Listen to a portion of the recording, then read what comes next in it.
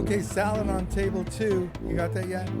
All right, that's good. We got 2 desserts coming. I need 2 soups. I need 2 salads, 1 Caesar split.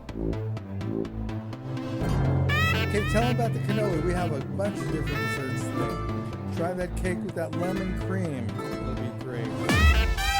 Okay, you're doing a heck of a job. Keep it up. Thanks.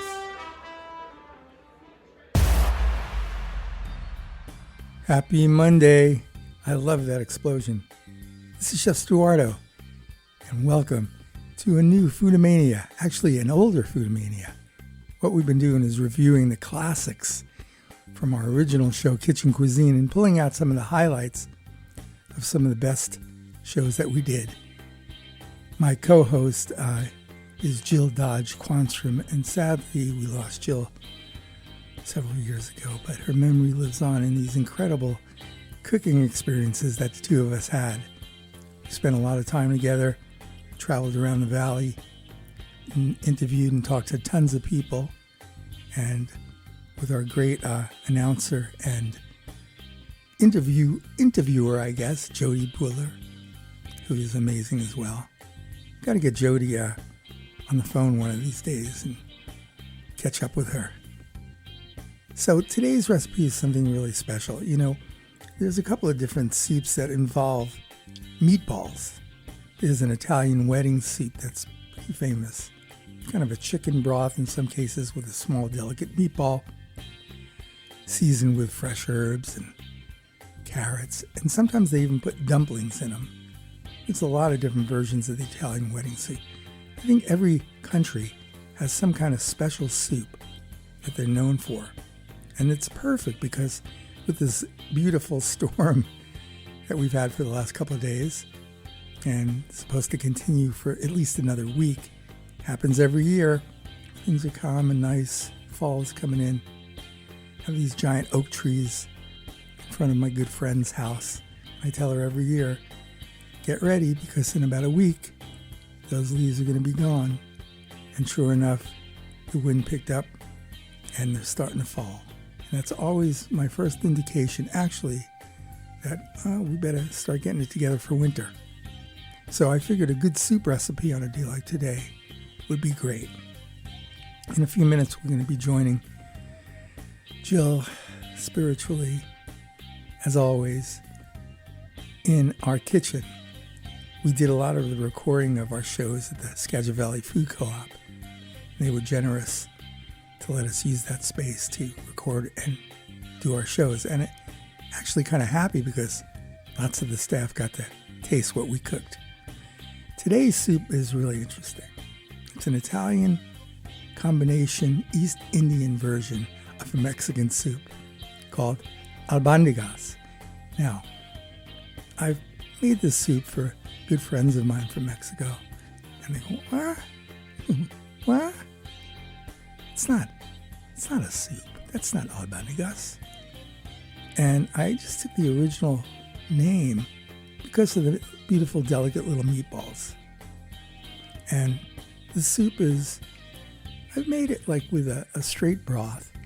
And one day, I don't know, I just got this idea. I was harvesting tomatoes and then doing the process of, lightly boiling them for maybe a minute or two until the skin loosens up, and then pull the skin off. And then I throw them in my hand food mill and grind it through the mill and get this beautiful, incredible sauce. And this one day, several years ago, many years ago actually, I just decided I had my little outdoor grill and a little burner out there, and I had some odds and end vegetables that I harvested.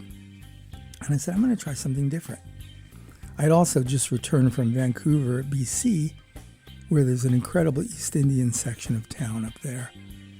And aside from the Pike Place Market in Seattle, which also has the Souk, which is a great herb place, and all kinds of things. Up in Vancouver, I went to a market and actually had a couple of different versions of a great combination spice called garam marsala. And I had just gotten it. I just got back and had all these little treasures that I picked up. And I said, okay, we're milling tomatoes. We're starting the burner. I'm going to make something a little different. And that's what you're going to learn how to make today. It's a very exciting soup. It's delicious. I'll tell you all about it. Jill will tell you all about it, and we'll actually taste it and make it and get those taste buds ready. So sit back, have a coffee or a chai or a meatball if you got one in the fridge or so from now. Also, you can write me at chefstuarto@ksvr.org, and I will be so happy to send you a copy of this incredible recipe. So stick around. Here we go. Welcome back to Kitchen Cuisine. I'm Chef Stuarto Glass with co-host Jill Dodge. Hi, Jill. Hi, how are you? Oh, we're great. All right, Jill, we're back here in the kitchen at the co-op. We are. And today we're going to do something that's just, I don't know. I don't know how this came about. I think my take on it was just based on like almost having some leftovers and being influenced by some classes I had been taking at the time. Mm-hmm. And there were some East Indian classes. So basically, it's an albondigas. An East Indian albondigas. Okay, but it has another touch to it too. It's got a little Sicilian in there. And so it's an Indian, Italian, Spanish soup? Yeah, we were trying to come up with some kind of acronym for it earlier. Italian-X or Intalian-X or Italian-X. It's an Italian-X kind of dish. Anyway, so what the basis of, the albondigas that I've had, and you've probably had it in Southern California, yes. It's usually a light sort of chicken broth soup with little meatballs, yep. and you sop it up with tortillas. Yep. I decided to take it a little bit further. And I remember having it when I was younger in Southern California, and I liked it, and it was okay. But I came up with an idea for making this and did a little different. So kind of like the Hispanic Italian wedding soup. Exactly. It is. That's a very good way to put it. So what we do is we have a couple of components. We have the basic gravy or the actual soup itself, and we have the meatballs. They work together.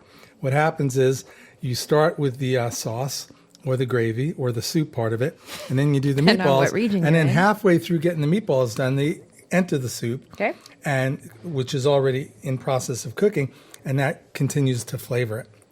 And so let's do it. What we got going here is for the start of the soup, I'm using a can, and I found some organic fire roasted tomatoes. We've used those before. We have. They're delicious. So I'm going to go ahead and dump a can of that in this pot right here. Okay. And then I have some free-range chicken broth. There's nothing vegetarian about this specific soup. Sometimes in other things that we've cooked together, we've used veggie broth. They're not vegetarian meatballs? You can do that, but we'll talk about that. Something wrong with your throat, Jill? We'll talk about that at another point. I just figured don't do it. Okay, don't do it. I mean, this is a specific. This is a meat dish. It's a non-vegetarian dish, and that's where we're going with it. So I'm taking the chicken broth and putting it in there and mixing it together, turning up the heat. Then I'm adding a little bit of sugar, which I always, put in our tomato sauces just to cut the acidity a little bit, give it a little bit of flavor. I'm putting some Madras curry powder, a couple of tablespoons, and then I'm using that magic spice that you've very nice to bring today, that wonderful garam masala. Yes. Do you know anything about garam masala? Do you know where it comes from, basically? India. I'm sorry, was there more? No, it comes from India. But the idea of garam masala is an interesting combination. It is basically a combination of lots of different spices. Much like curry. Exactly. And if you go to East Indian, spice stores or different markets, everybody has their own version of it. And today, it's a blend. It's a blend, and it has cinnamon smell. It's got a little bit of curry. You can smell a little allspice, nutmeg. It has sort of that look, but it's just got a little sweetness to it. And we're going to add a little bit of that in here. All right. And so I was listening to another radio show about food, and the gentleman was talking about adding spices at the end. He said that although people tend to want to add them at the beginning to help it bloom, that you actually, towards the end of the cooking process, have lost a tremendous amount of the flavor. I agree. How do you feel about that? I completely agree with you. And I think it's about certain kinds of spices. For instance, I'm putting in right now a little bit of fresh chopped cilantro into the mixture. As if you noticed, I've only put about half of the amount of pre-measured curry powder in and about half of the garam masala. I did notice that. And the reason I'm doing that is it's almost like the idea of sweating a vegetable, I'm sort of sweating the sauce. At the low heat, those spices are going to just kind of blend into it. Some of it's going to disappear. I actually want that to happen. Okay. Because if you go ahead and just take a little taste right here. You don't want it to intensify the flavor. Take a little taste before we do anything, and you can see you'll taste just a bite to it. You can almost taste that. See what I'm saying? Yeah. So that's going to disappear in a little while. We know that we have the right amounts in there, but if you don't let it blend in, that's what you're going to get. So your theory is very correct. If we ended up putting that right at the end, it wouldn't work good for this sauce. Okay. There are lots of things that I would put the spices in later on. The fresh cilantro too. It's going to give it a certain flavor, but we're going to add some fresh when we serve it, and I'll show you how that works. All right, so we'll let this go. The other thing, I decided, let's go spicy today. Alrighty. All right, so we're going to put I'm always spicy. You are always spicy. That's no question about it. And we're going to put a good tablespoon. I'm a little sweaty. It's hot in here. Well, you're already getting the effects of this East Indian sort of thing here. We're going to do about 1/4 to 1/2 teaspoon of crushed red chili flakes. Okay. And we'll just put them in now, definitely now, because that's going to break down. That's going to actually really spice up the soup. All right. I'm also going to take, as I said earlier, about 1/3 cup to 1/2 cup of chopped fresh cilantro. And then I'm going to squeeze 2 limes in. And we'll just let it go, and let's forget about that. I want a T-shirt that says cilantro is my herb of choice. I'm with you on that. And we have a couple little limes on the bottom of it, too, because it's just together. I think it would be amazing. I have friends who carry literally a pouch of fresh cilantro and limes and jalapenos in the trunk of their car. If they can eat anything, they can go have a hot dog. As long as they're putting that stuff on it, they're happy. All right. So now we got to make the meatballs. Make the meatballs. Or as they say in East India, meatballs. We're going to go ahead and we're going to take this bowl right here, and I've gotten some really nice organic. That can cover. And we're into that today. I figured we'd use the best ingredients.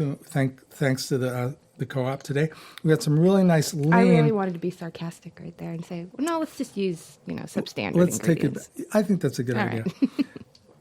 Substandard ingredients. Let's use 1/2 and 1/2. All right. Okay, so we're going to take some of that nice fresh organic ground beef that we got from that not substandard meat counter downstairs. Okay. And we're going to go ahead and put that in a bowl. What I did is I took some green onion and I cut it up really fine, and I'm going to go ahead and add that to the meat.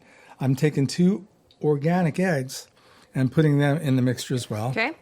I got some of our favorite little friendly panko Japanese breadcrumbs, really who are friendly. just a visitor in this dish right now. So we can't give the island of Japan much credit in this dish right now, because then we'd have to come up with we can't Italian add next any more. yap, Okay. and it doesn't work. So we're just going to go ahead and put the panko in there. We got the 2 eggs, and I'm going to also take about 1/3 cup of fresh cilantro and mix it in as well. Okay. Now I'm also going to see those little bags of spices. I do. I'm going to give it a shake of garam masala, another shake of some of the fresh Madras curry powder, and I'm going to add a little bit of oregano at the same time. Oh. I'm going to take a lemon and squeeze half of the lemon in here and mix them up. How's that? Brilliant. All right. Now I got my pan heated. Now you feel like rolling a couple of little meatballs. We're going to make them in literally, these are about half the size of a normal golf ball. Yeah, it's crazy. I'm trying to think what would... Half the size of a normal Let's go golf for ball? a ping pong ball size. Alrighty. Okay? A smaller ping pong ball. All right. So Okay. we got them. Okay, roll them up. That looks really good. And let's go ahead and put them in the pan. There we go. Okay. And we'll just start frying them up. And nice. Okay.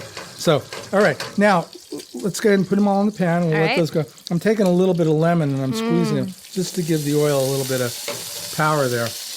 All right. I want to do one other thing here.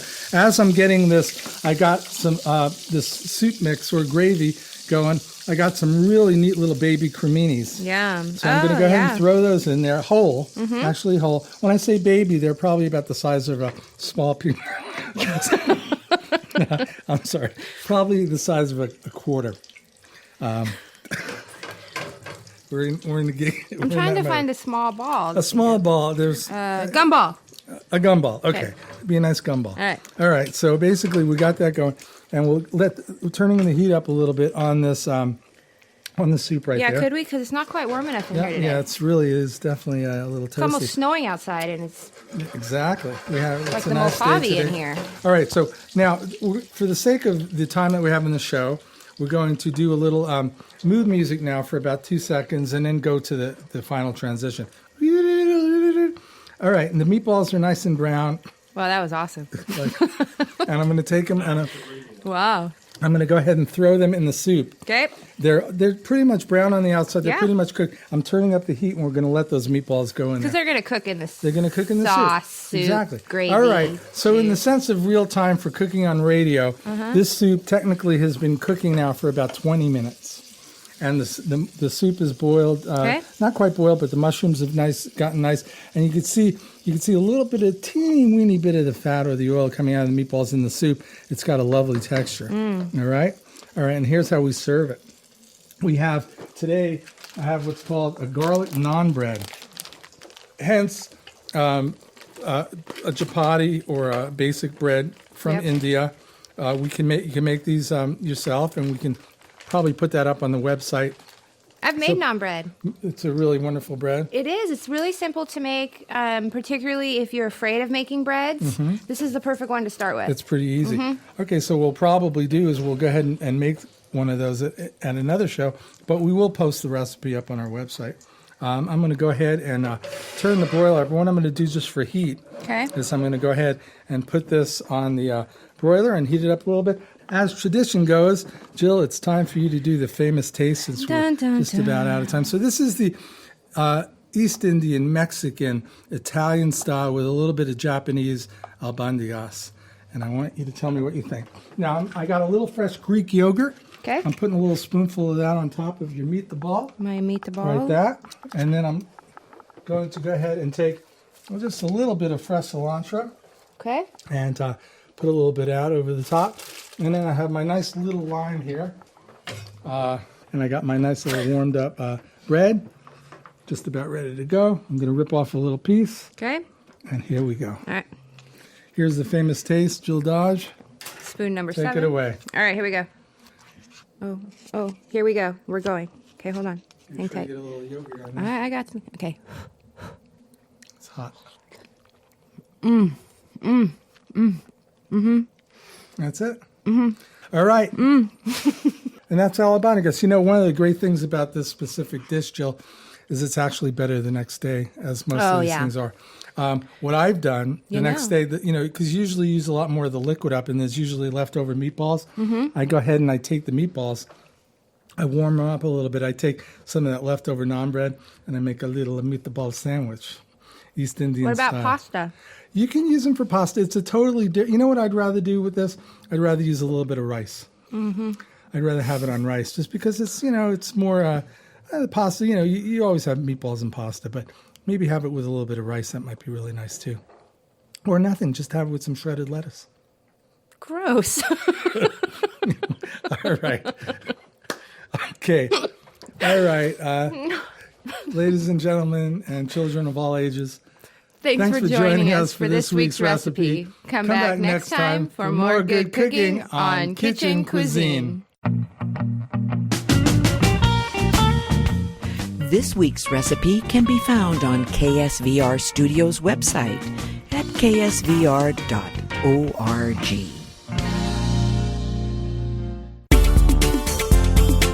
Got a minute or two? Here's a quick sprint through another great recipe in our Cooking Minute.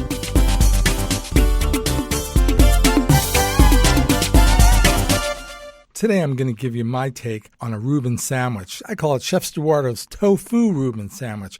It's a triple-decker sandwich that's different than any other Reuben you've ever had. Here's what you need. 3 slices of rye bread, 4 slices of marinated and grilled tofu, 3 slices of Swiss cheese, 1/4 cup of grilled sweet onions, 1/4 cup of sauerkraut, 4 tablespoons of Thousand Island dressing, and a kosher dill pickle sliced pretty thin. Here's what you do. Marinate the tofu in soy sauce, olive oil, and ginger powder overnight. Bake in the oven at about 350 for 20 minutes. Remove it from the oven and let it sit for about 15 minutes. And cut it into 1/4 inch slices. Take a medium sweet onion and saute it in a bit of butter and add a few drops of Worcestershire just until it's all cooked. We're going to make this triple-decker Reuben right now. Take the bread and spread even amounts of Thousand Island on each side. Place warm slices of tofu on each slice, along with a slice of Swiss cheese on top. Top 2 slices of the bread with onions and a little little sauerkraut. Add the pickles and maybe a little bit more sauerkraut. Stack the 2 slices on top of each other and carefully turn the 3rd slice upside down on top of the other 2. Use some small bamboo skewers to hold it together. Place it in a large fry pan and lightly grilling it using a bit of butter in the pan until golden on each side. Hey, if you have one of those grilling machines, they work really great. Sometimes I add a little avocado and lettuce. It's up to you. You can slice it in half or slice it in quarters, and you are ready to go with this incredible vegetarian Chefstuarto's tofu Reuben. I hope you like it. This is Chefstuarto with another Cooking Minute. Hey, let's eat! Well, that was certainly fun and mouth-watering, just re-listening to it. If you love that recipe, let me tell you again how to get it. You can either go to the archive, which is archive.ksvr.org and listen to a replay, or write me at chefstuarto@ksvr.org. Thanks for listening. Make sure you tune in next month for another Foodamania. Just keep checking the ads. And if you get a chance, go to our new website at ksvr.org.